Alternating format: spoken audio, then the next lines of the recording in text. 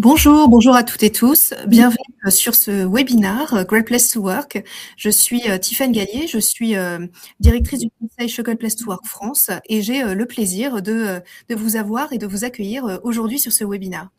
Je suis accompagnée de Jacques Ozuré, donc directeur du programme de bien-être au travail chez Alliance France, donc qui nous fait le plaisir d'être avec nous aujourd'hui et de nous partager les bonnes pratiques d'Alliance France. Bonjour Jacques. Bonjour Tiffaine et bonjour à toutes et à tous. Ravi d'être là. Aujourd'hui, donc nous allons parler des secrets des entreprises qui attirent, qui fidélisent et qui engagent leurs talents. Donc notamment en se basant sur des données que nous avons sur les salariés français de manière générale, mais également les données que nous avons des best workplaces, donc qui sont les entreprises qui se sont particulièrement distinguées dans nos classements.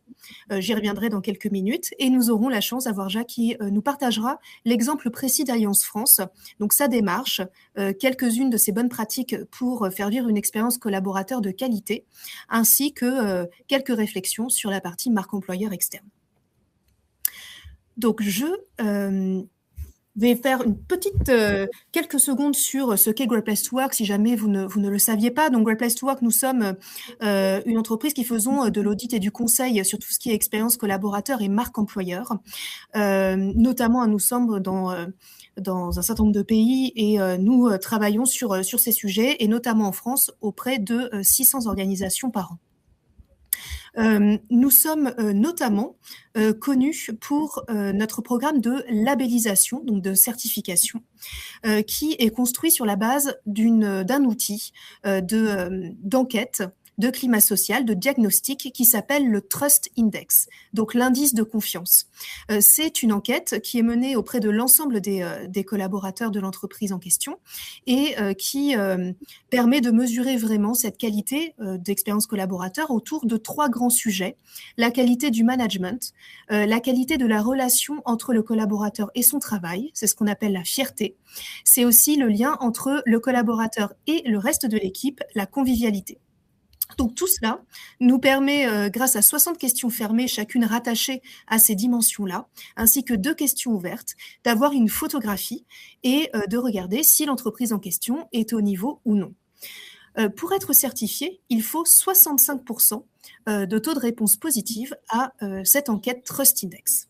Voilà. Et pour les plus grandes entreprises, donc à partir de 1000 collaborateurs, nous leur demandons également d'avoir des pratiques managériales et RH particulières, exceptionnelles, grâce à un travail d'analyse et de recensement de leurs pratiques. Maintenant que je vous ai dit ça, effectivement, les Best Workplaces 2026 sont sortis il y a peu. Et donc, ces Best Workplaces, c'est vraiment les meilleures entreprises qui ont été certifiées donc, pendant l'année 2025. Et donc, nous les publions en 2026. En tout, eh bien, dans ces organisations, donc il y a 100 organisations, eh bien, cela représente 65 100 répondants, donc collaborateurs, collaboratrices qui ont répondu. Ce sont des salariés, donc des entreprises lauréates, et ces salariés sont dans toutes les régions, tous les secteurs et toutes les tailles d'entreprises. Et vraiment, donc, ce sont des entreprises que nous avons auditées donc, du 1er décembre 2024 au 30 novembre 2025. Concrètement, c'est un palmarès qui est assez exigeant, puisque 17% des entreprises ayant postulé au palmarès en font partie. Pour vous décrire un petit peu ce que sont ces Best Workplaces, déjà par taille. Vous voyez, nous avons donc 20 entreprises de moins de 50 salariés, 30 entre 50 et 250, etc., jusqu'à 10 dans la catégorie de plus de 2500 salariés, dans laquelle se trouve Alliance France. Et par secteur, on se rend compte que c'est assez diversifié. Donc ici, il s'agit uniquement du top 3, mais vous voyez qu'on a une majorité d'entreprises qui se trouvent dans le secteur de la technologie de l'information, donc notamment côté développeur ou côté conseil. On a la partie retail et nous avons la partie service aux professionnels.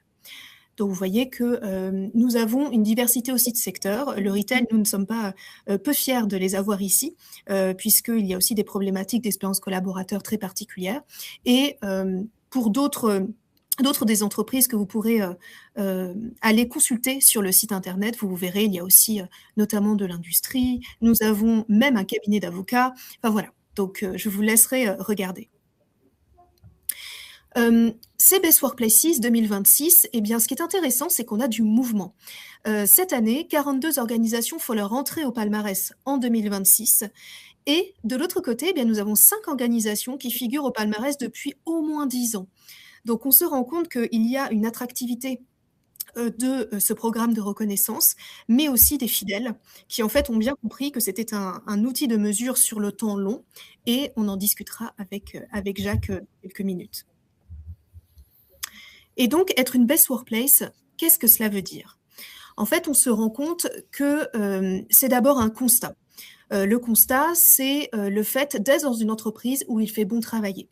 Et quand on demande aux salariés des Best Workplaces, eh bien, ils sont à 90% positifs sur cette affirmation, versus 57% des salariés français, qui sont cet échantillon représentatif de salariés français hors clients Great Place to Work.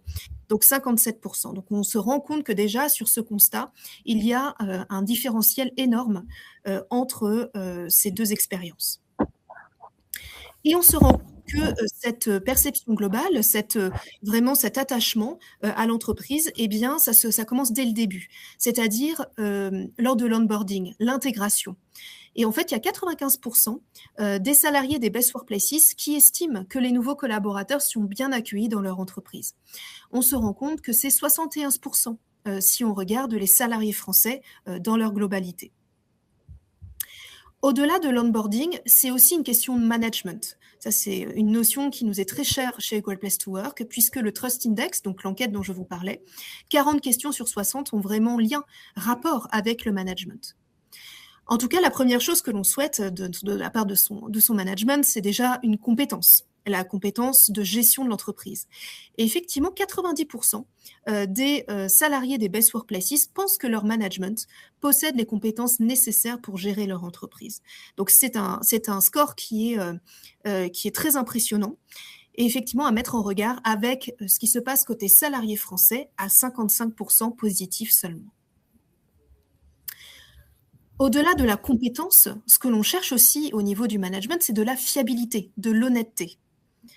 Côté salarié Best Workplaces, nous avons 82% qui disent que le management tient ses promesses, versus 43% chez les Français. 93% affirment que le management gère l'entreprise de façon honnête et éthique, versus 61% des Français.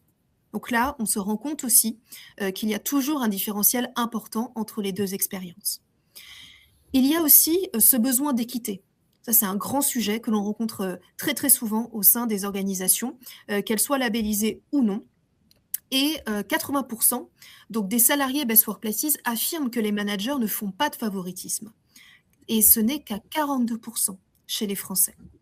91% annoncent que les collaborateurs sont traités équitablement, quel que soit leur âge, versus 60% chez les Français.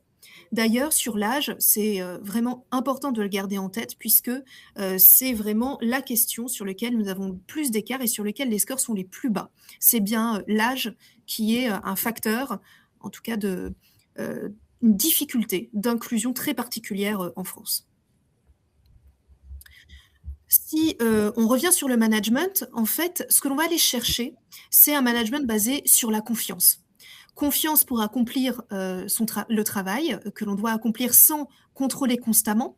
Ici, nous avons 90% quand même de taux de réponse positif sur cette question chez les salariés Best Workplaces versus 59% chez les Français. Et aussi la responsabilisation, d'accorder beaucoup de responsabilités. Ici, on est à 88% d'un côté, 55% de l'autre. Et au-delà de cette confiance, de cette responsabilisation, c'est même d'aller plus loin en consultant ces collaborateurs, en leur permettant finalement d'être de vrais acteurs du changement au sein de l'entreprise. Ici, 80% des salariés Best Workplaces indiquent que le management associe les collaborateurs aux décisions ayant un impact sur leur travail ou leur environnement professionnel. Et nous ne sommes qu'à 44% chez les salariés français.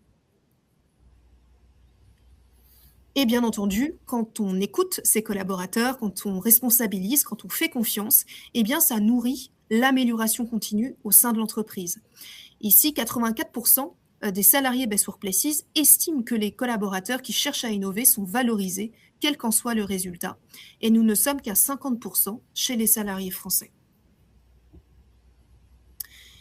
Naturellement, au-delà du management, il y a aussi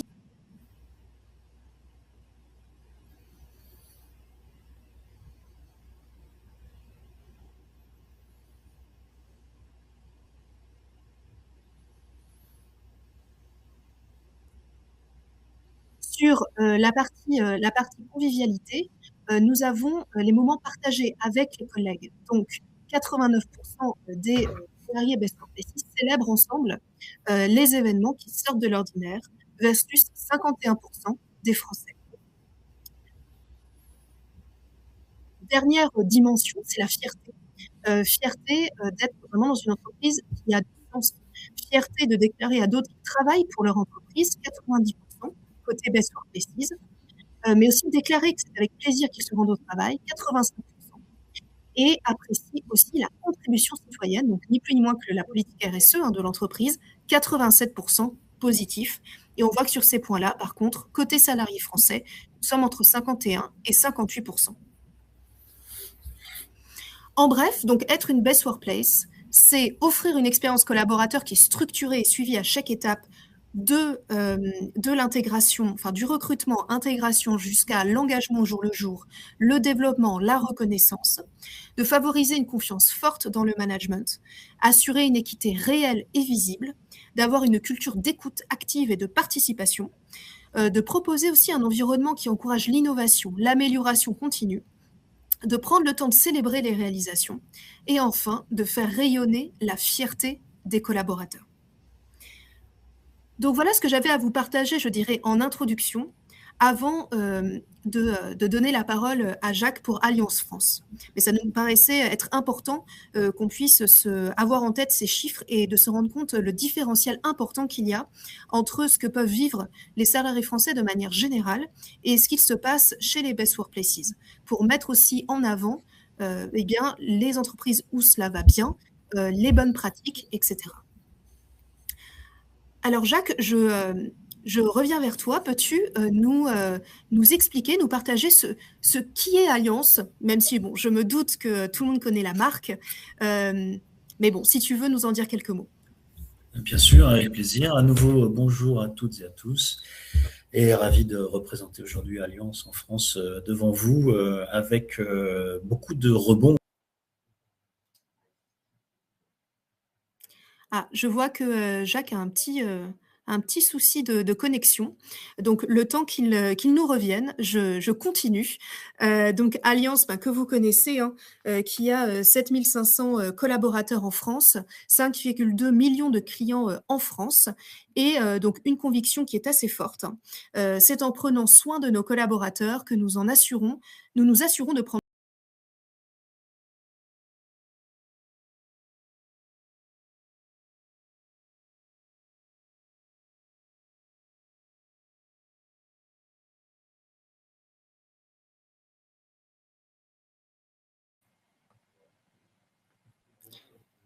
Alors, j'ai l'impression qu'on a quelques problèmes techniques. Toutes mes excuses pour ça. Je crois que Jacques arrive, mais je ne sais pas trop ce qui se passe. En tout cas, on s'est fait déconnecter à plusieurs reprises et pourtant nous ne sommes pas au même endroit. Donc, très étrange. Mais en tout cas, je vais continuer à vous partager tout cela. Donc, sur Alliance... Jacques. Oui, je ne sais pas non plus pourquoi. Non, je ne sais pas non plus. Eh bien, écoute, nous sommes sur cette slide, donc sur la partie plutôt Best Workplaces et les scores. Donc, je te laisse reprendre. Merci Tiffaine. Bon, Alliance en France d'ailleurs, c'est pas juste l'entité Alliance France que je représente qui a été certifiée l'an dernier, mais plusieurs entités juridiques du groupe Alliance basées en France en même temps. Avec cette reconnaissance ultime, c'est d'apparaître donc au palmarès à cette belle place de numéro 2. On est aussi au palmarès des Best Workplaces for Women depuis l'an dernier, et on est très fiers de cette reconnaissance-là aussi. Et vous le voyez avec des scores qui sont très proches des plus hauts qui ont été évoqués par Tiffaine juste avant, que ce soit sur l'accueil des collaborateurs, la fierté de contribuer, toute la partie diversité, inclusion et traitement équitable. Et puis enfin, la place du management, on va en reparler dans un instant.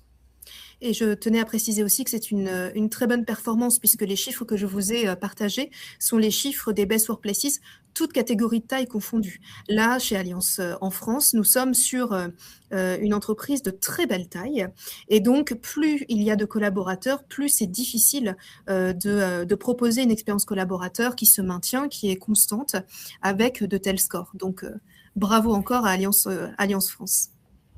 Merci, Tiffaine. D'ailleurs, j'ai une question. Ça fait toujours bien de l'entendre. Ah bah, je t'en prie, mais ce qui est tout à fait juste. D'ailleurs, j'ai une question pour toi. C'est pourquoi Great Place to Work est-il devenu un levier stratégique chez Allianz France? Est-ce que tu peux nous expliquer comment cette démarche s'est construite en interne?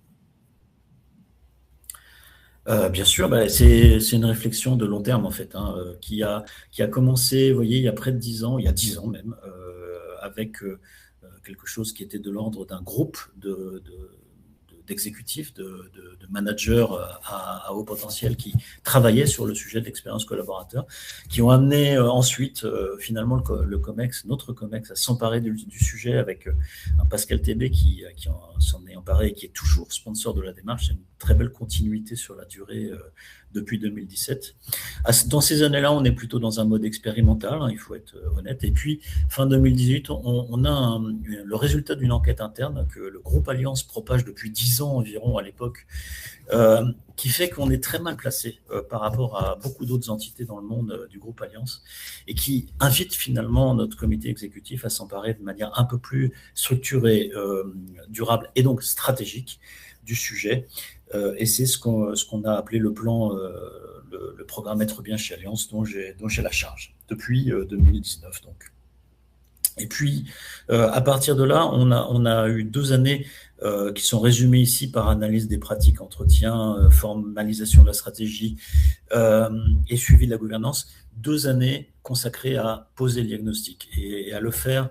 D'ailleurs, je peux le dire, dès ce moment-là et jusqu'à l'an dernier, avec l'aide des équipes de conseil de Great Place to Work, qu'incarne Tiffaine aujourd'hui devant nous, et de manière très réussie. Et pour préciser aussi que Great Place to Work, à ce moment-là, les équipes de conseil avaient gagné l'appel d'offres qu'on avait ouvert à plein d'autres acteurs du marché.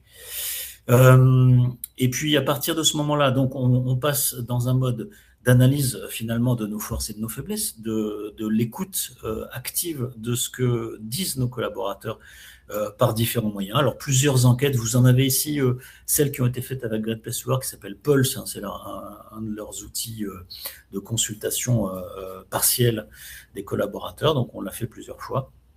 Et puis, finalement, à travers ça, de mener ensuite des groupes de parole avec les collaborateurs, avec les managers, de manière mixte, pour s'assurer qu'on avait une bonne compréhension des résultats et que du coup, on allait poser des plans d'action qui allaient toucher au fond la réponse attendue par tout le monde. C'est un point important parce qu'on s'est dit très vite, et dès 2019, en validant finalement tout ce plan avec le COMEX, on s'est dit, d'abord, c'est un engagement de long terme, mais il faut ne parions pas trop vite sur nos succès en la matière.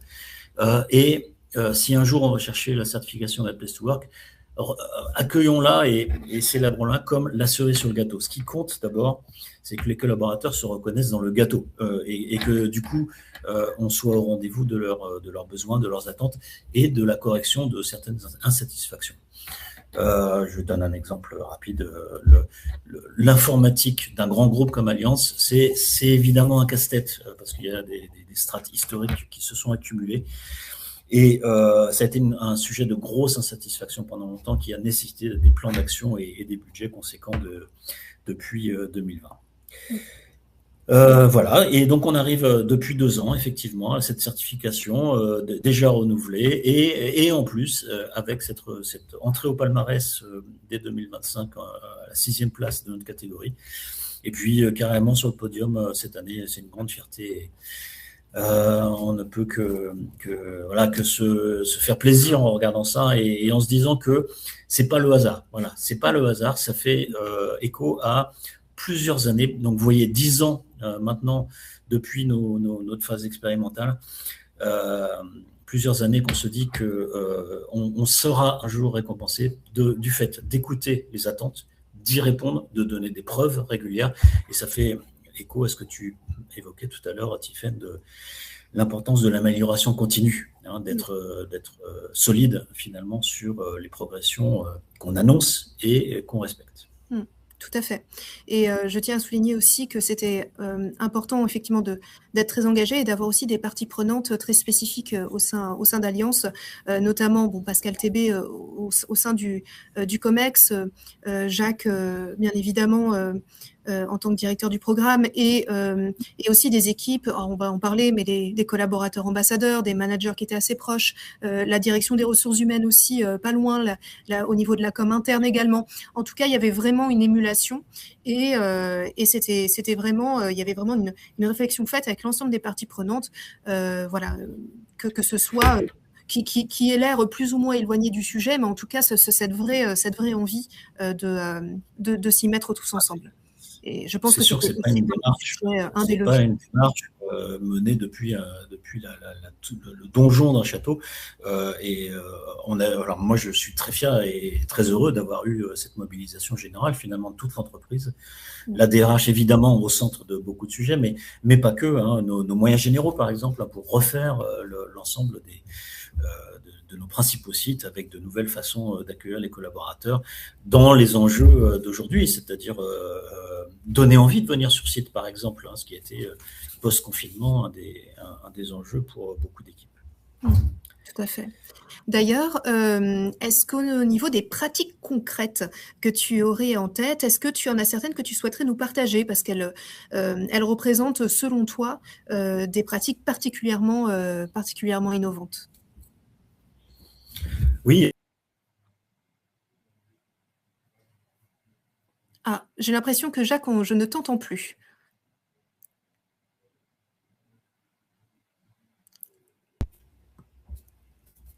J'ai dû faire glisser je pense que je te retrouve. Quelque part. Pas de souci. Pas de souci, nous ne sommes pas un problème technique. Je t'en prie.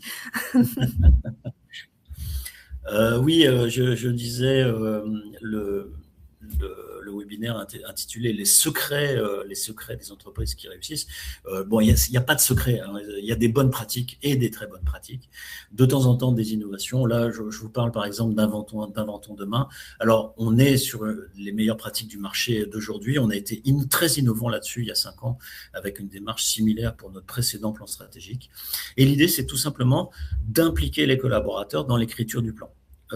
Et de se dire, voilà, sur un horizon de 5 à 10 ans, quelles sont les grandes tendances sur lesquelles on peut travailler, et puis d'intégrer tout simplement les réponses des collaborateurs avec évidemment la force de leur métier, de leur expérience métier, mais aussi leur contribution de citoyens, leur posture finalement au sein de leur famille et dans leur situation privée.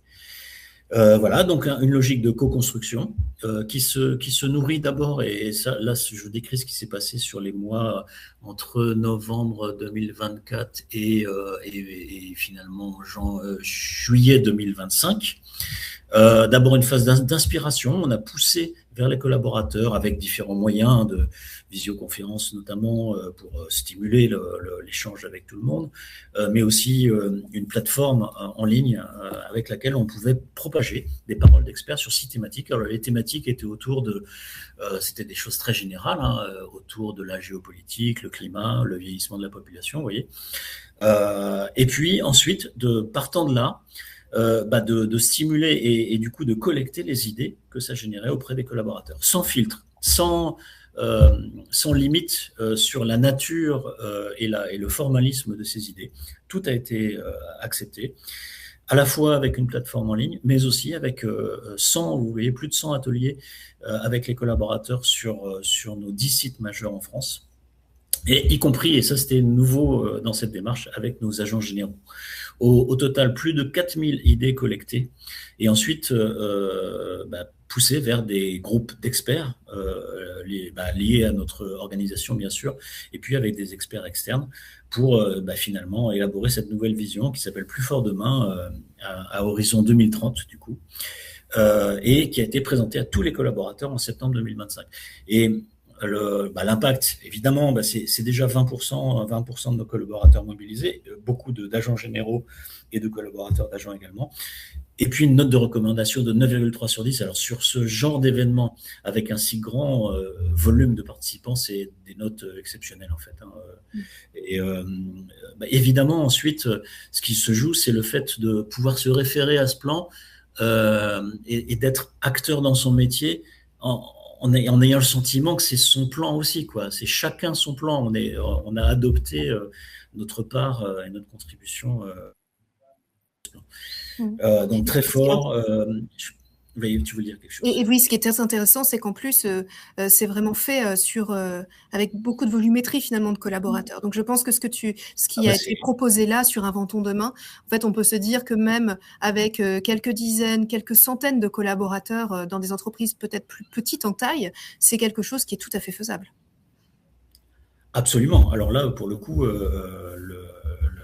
le côté innovant, c'est d'avoir osé le faire avec autant de collaborateurs, justement.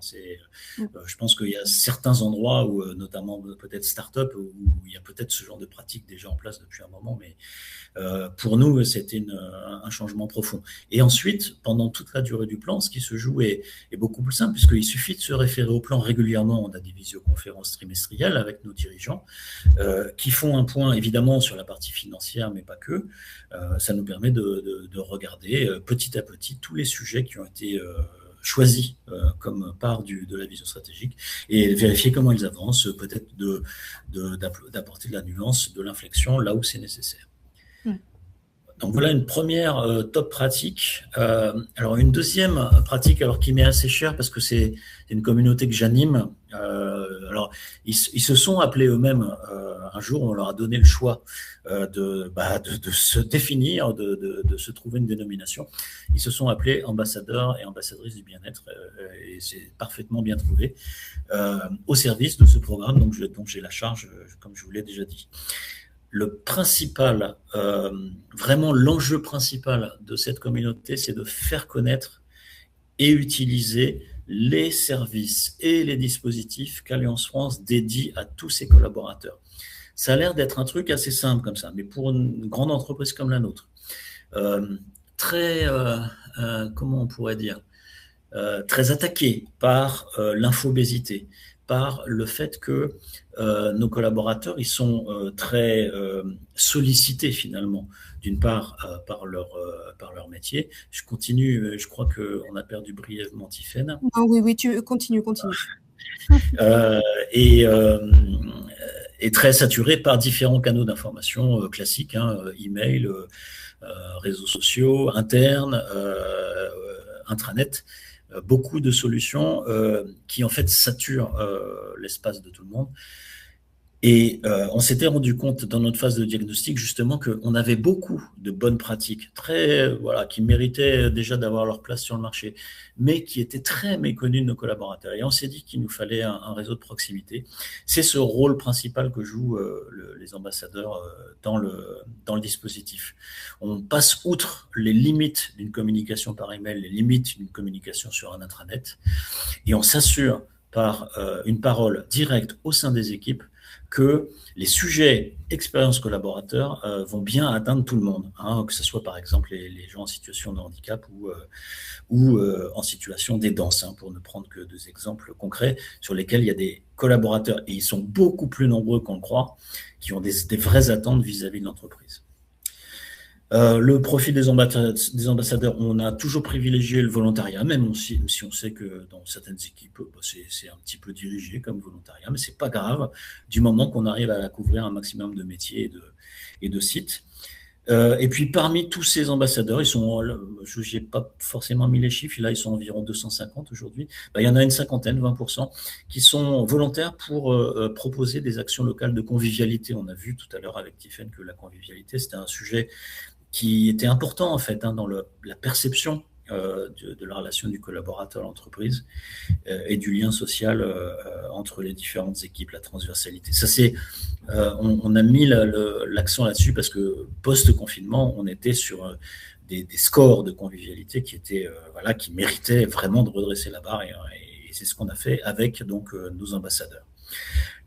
Quel est l'impact? Vous allez, je ne sais pas si vous êtes comme moi, mais moi j'y ai pas cru quand j'ai regardé les résultats, mais on a doublé tout simplement notre taux de réponse positive à l'affirmation. Dans l'ensemble, je peux dire que c'est une entreprise où il fait vraiment bon travailler en 6 ans. Voilà, s'il y a un remerciement particulier à adresser, c'est vers nos ambassadeurs et ambassadrices du bien-être.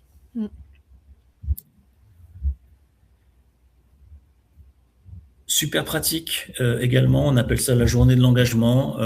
Et à quoi ça sert? Ça sert finalement à apporter de l'aide à des associations et c'est le temps d'une journée.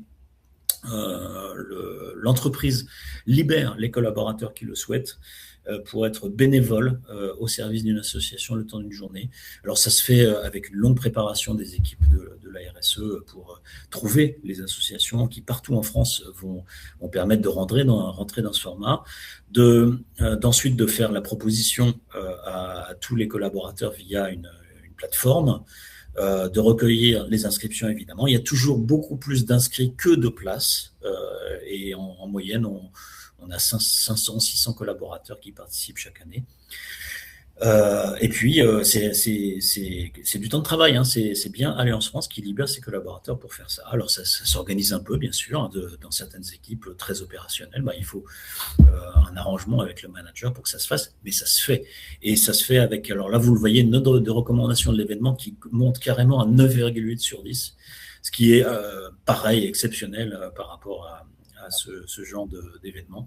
Et ça nous permet d'aider, alors non pas une entreprise, mais plus de 50 associations partout en France chaque année. Il faudra peut-être corriger cette partie du slide tout en bas, là, je ne l'avais pas vu.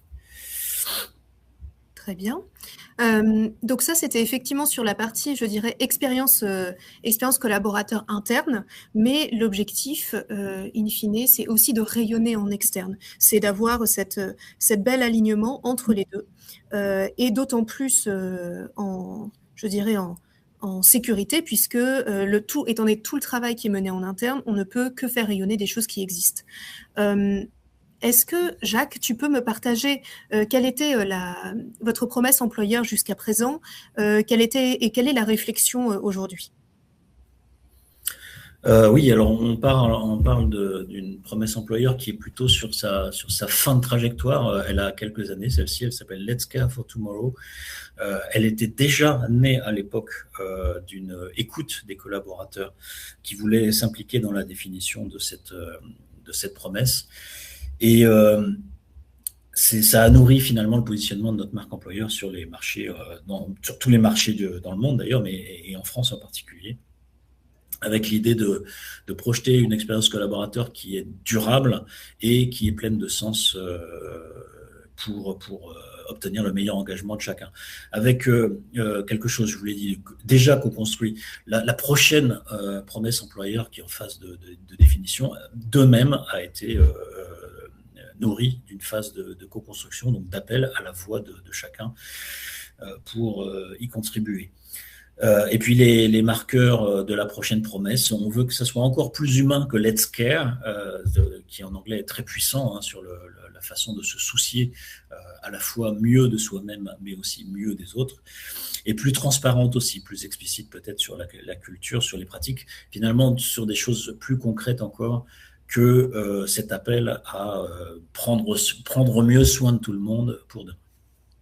En tout cas, pour ceux qui ont hâte de voir la nouvelle promesse, surtout restez bien connectés au réseau d'Alliance parce que pour la découvrir, moi-même je n'ai pas d'informations et j'ai hâte de voir ce que cela va donner. J'en profite, c'est Marie-Blanche Tiercenier qui devait être avec nous pour vous parler de cette partie-là, et tout à fait navrée de ne pas pouvoir être présente. Mais certains d'entre vous, peut-être par le réseau, connaissent Marie-Blanche. N'hésitez pas à vous rapprocher d'elle pour avoir encore plus d'informations. On vous a pris quelques exemples concrets également, finalement, d'incarnation, de réalité de cette promesse employeur.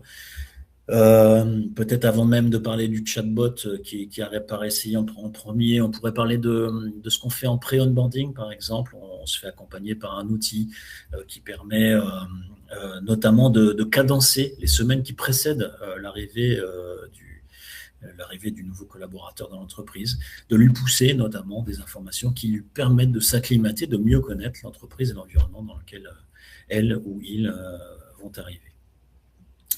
On se fait aider par un chatbot, vous voyez, qui est lui-même assisté par intelligence artificielle, qui permet de mieux analyser les CV, surtout de proposer des réponses très immédiates à différentes questions de toute nature qui se posent quand on est candidat, et puis de pousser justement en rapport avec les profils des offres d'emploi qui sont plus pertinentes que d'autres. On vous a mis également la mention de partenariat école et de programme campus ambassadeur, avec un choix d'alliance de se focaliser sur un nombre réduit d'écoles. Je crois que l'université Dauphine est souvent notre exemple de référence. On intervient dans beaucoup de forums devant les étudiants, et puis y compris les alumni, qui sont des cercles très intéressants, et puis on se constitue des viviers finalement de collaborateurs Alliance qui aiment finalement nous représenter dans des cercles de conférences ou différents formats sur lesquels la parole d'Alliance du coup est accueillie telle qu'on souhaite qu'elle soit, c'est-à-dire voilà, des gens comme vous et moi, très investis dans leur métier, fiers d'être Alliance et d'en parler. Et c'est vrai que sur ce point-là, Jacques, je me permets juste de souligner quand même la partie assez innovante sur partenariat école, on en entend très souvent parler, mais le fait que ce soit auprès des étudiants, mais aussi auprès des alumni, c'est quelque chose qui est assez différenciant, notamment et d'autant plus impactant qu'en fait sur les jeunes diplômés, eh bien, quand on regarde les sondages,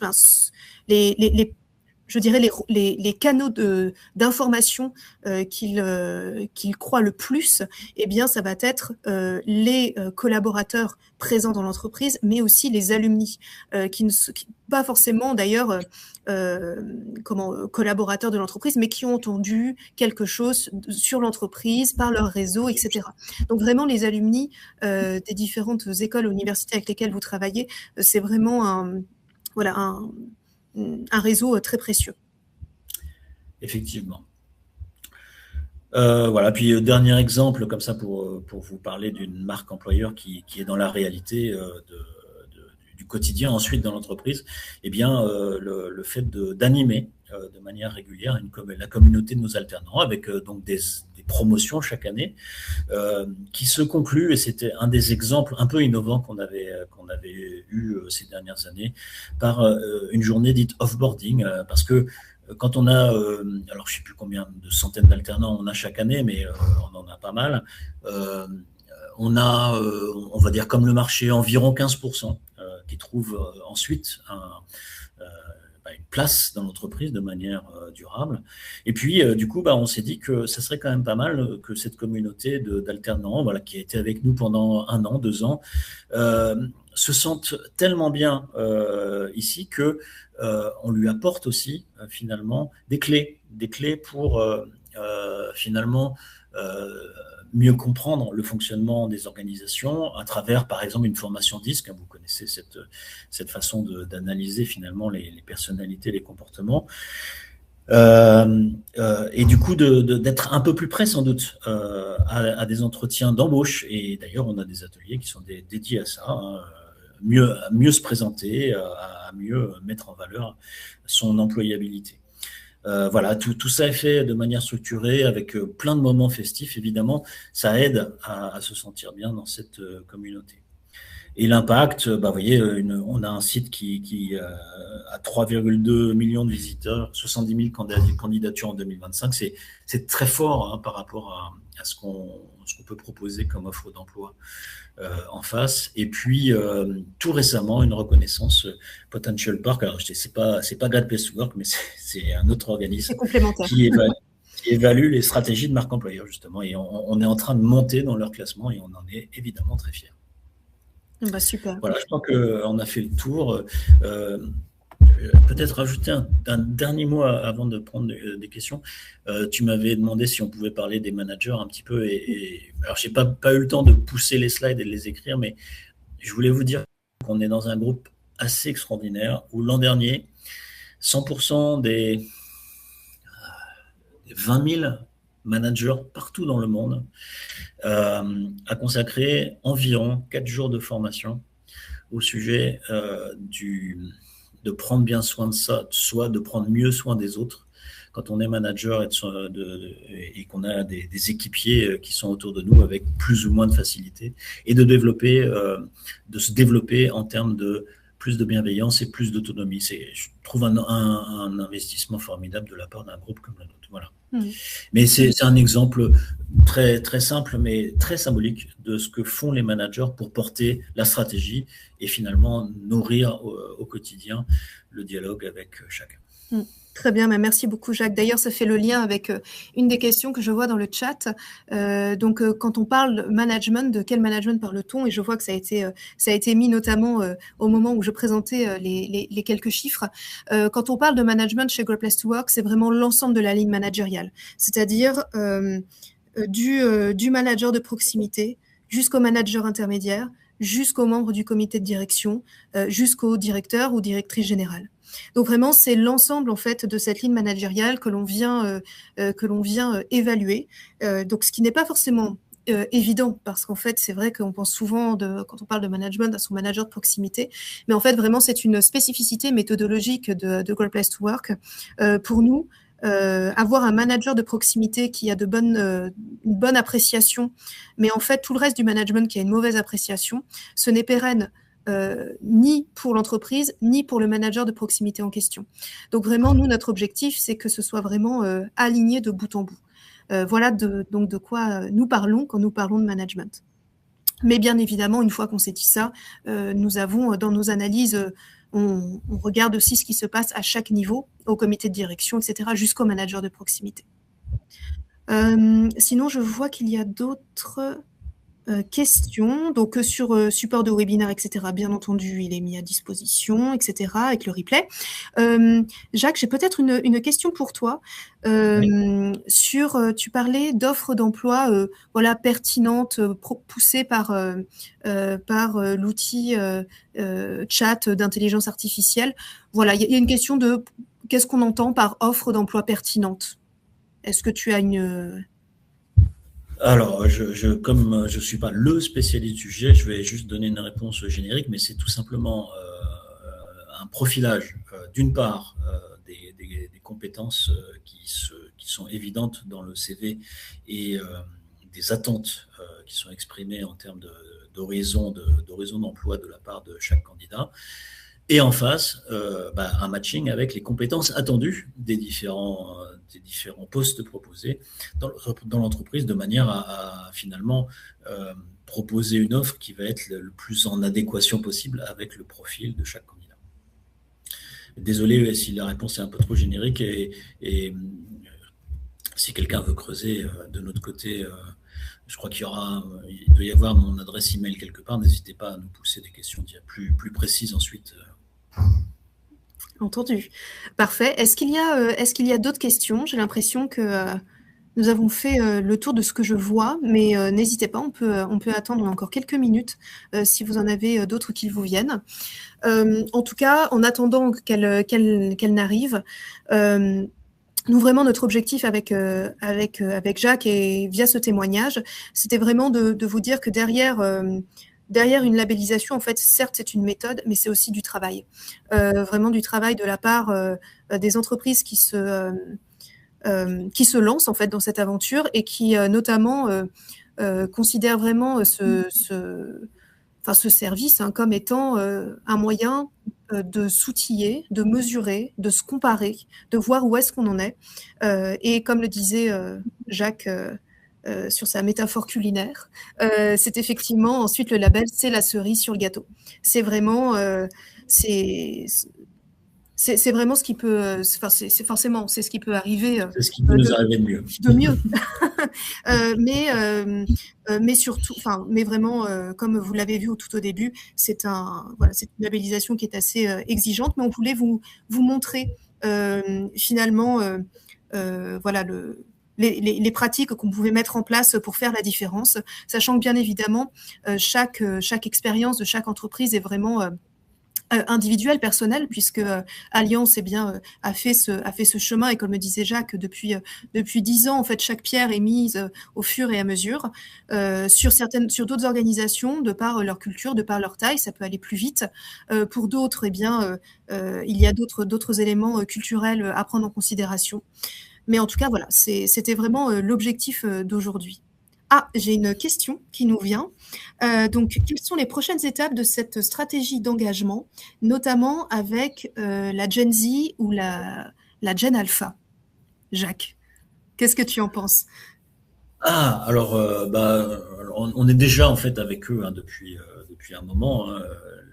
En l'occurrence, je peux donner un exemple de ce qui a été fait. Nous, on a créé un programme qui mélange les générations et qui crée des binômes et des trinômes.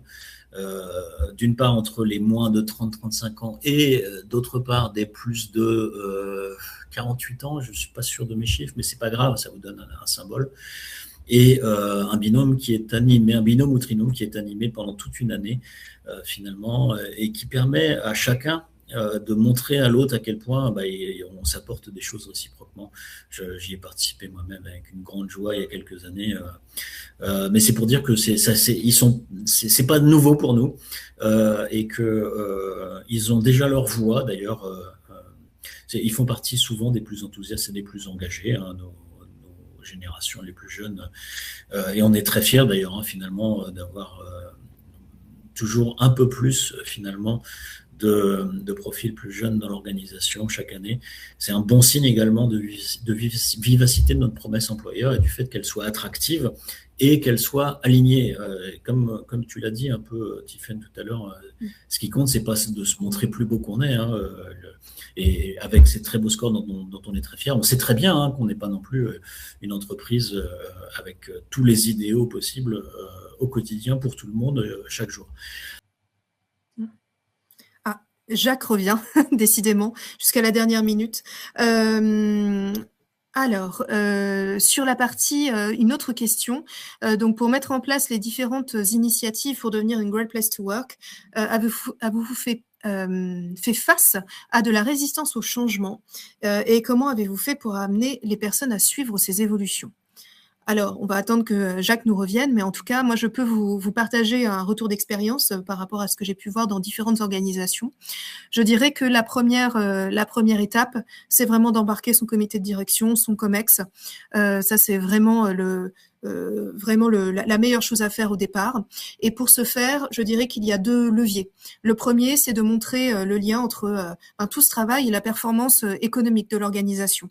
Et c'est vraiment important en fait de se rendre compte à quel point ça peut toucher la capacité à performer, à innover. Et vraiment, nous, on a plus de 60 publications scientifiques donc qui montrent la solidité de la méthodologie et le rapport entre performance sociale et performance économique. Le deuxième levier pour embarquer vos CODIR et vos COMEX, ça peut être aussi la rencontre entre pairs. Donc vraiment aller rencontrer d'autres CODIR, d'autres dirigeants ou dirigeantes qui ont pu mettre en place ce type de démarche, parce qu'effectivement, c'est une démarche qui revêt un certain courage quand même. Poser la question de savoir si le management est au niveau, c'est quand même, parfois, la réponse ne peut ne pas être agréable. Donc, ça demande un certain courage et parfois avoir des témoignages d'autres dirigeants ou dirigeantes peut éclairer la lanterne. Ensuite, je vous recommanderais d'embarquer votre force managériale, c'est-à-dire au-delà du CODIR, vraiment l'ensemble des managers pour être sûr qu'en fait le sujet ne soit pas qu'un sujet RH. D'ailleurs, chez Allianz, c'est assez notable puisque ce n'est pas un sujet 100% RH, c'est un sujet d'entreprise, et donc d'avoir vraiment vos managers bien embarqués pour être sûr qu'eux comprennent aussi pourquoi c'est important pour l'entreprise et pour eux-mêmes. Je dirais aussi, bien évidemment, de ne pas mettre de côté votre CSE, d'être sûr de pouvoir échanger avec cette instance. Et enfin, si vous le pouvez, et si vous avez déjà des ambassadeurs chez vous, ambassadeurs collaborateurs, de pouvoir vous reposer sur eux. Mais je dirais que la première chose, c'est quand même le CODIR. Ou sinon, on se retrouve finalement avec un engagement qui peut être de courte durée. Ouais, soit de courte durée ou bien trop factice, finalement, trop un engagement de communication et pas un engagement de la réalité du quotidien. Et je crois que cette histoire d'alignement entre les actes et les paroles est essentielle. Et sur la durée, de donner des preuves qu'on a bien écouté ce qui se disait dans les différentes équipes, même si des fois ça nous plaît pas trop en tant qu'entreprise. Je prends de temps en temps l'exemple de la charge de travail. Chez nous, la charge de travail, ça a été un tabou pendant longtemps. Sauf que, à force d'écouter ce qui se disait dans les enquêtes, et à force de montrer ces résultats devant nos dirigeants, on a trouvé que c'était un sujet qui méritait d'être traité. Et il y a quelques années, on a finalement rentré cette dimension de mieux gérer la charge de travail, d'être plus sélectif dans nos priorités. Et c'est devenu un des axes d'amélioration de notre précédent plan stratégique. Et c'est un sujet sur lequel on n'a jamais terminé, mais pour dire à quel point on peut sortir des sujets, y compris de la zone d'ombre dans laquelle, par culture, par le passif de notre relation à l'entreprise, finalement, on finit par taire les choses. Là, on peut en sortir et l'écoute active est décisive. Jacques, une dernière question pour toi. Sur la partie binôme intergénérationnel ou co-mentoring, est-ce que tu peux nous en dire davantage? Comment est-ce que c'est suivi, ces binômes? Alors c'est un programme annuel. Alors on doit être à la 5e ou 6e édition, sur lequel on fait un appel à volontaires d'abord, qui est orienté vers les 2 grandes générations que j'évoquais. Pour les croiser, en général, on croise des métiers différents, ce qui fait qu'il n'y a pas de culture identique également. On s'aperçoit que les jeunes, le plus souvent, attendent finalement mieux comprendre l'entreprise, mieux comprendre sa culture et son langage, et du coup, pour mieux s'inspirer du sens dans lequel leur métier va pouvoir être exercé.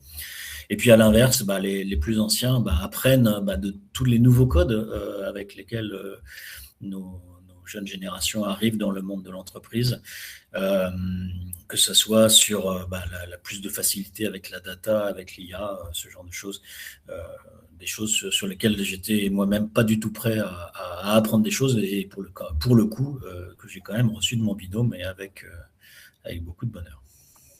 Très bien. En tout cas, merci à toutes et tous pour votre attention. Merci beaucoup, Jacques, pour ton témoignage. Encore toutes nos excuses pour les petites connexions, déconnexions, reconnexions. Mais nous avons réussi à nous en sortir. Donc, n'hésitez pas à nous retrouver, Jacques et moi, sur LinkedIn si vous souhaitez poursuivre les échanges. Nous avons le support qui est à votre disposition. Et puis, au plaisir de se revoir sur un autre webinaire, Great Place to Work. Merci à vous. Merci, Jacques. Plaisir partagé. Merci à vous. Au revoir.